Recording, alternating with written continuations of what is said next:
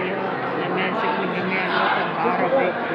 احنا مصر، مصر ولادة، مصر بالخير عمرانة، مصر أم الدنيا، مصر الجمال كله، مصر. الدكتور حسن رجائي، ازاي حضرتك النهارده من الفندق؟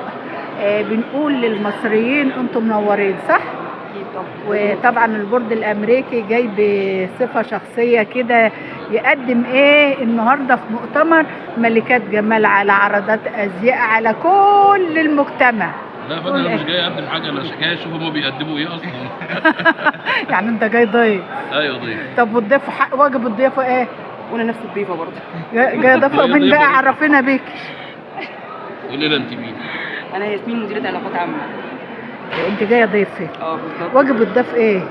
واجبه اكيد. فين بقى واجب واجبه؟ الضيف اكرامه. لا واجبه فين؟ احنا عايزين الواجب بتاعنا. احنا بقى، ما احنا بنكرمك اهو، بنعمل لك عرض على الهوا. بتقول ايه حضرتك؟ ده الاعلام الكبير.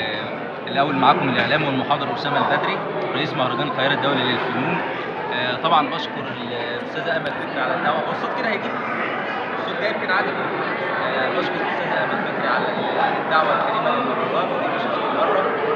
الاستاذه نور الدين كل شكر وتقدير ليها على مهرجان اكسبوضه، من المهرجانات المتميزه دايما بالتنظيم، وبتيجي بكل جديد.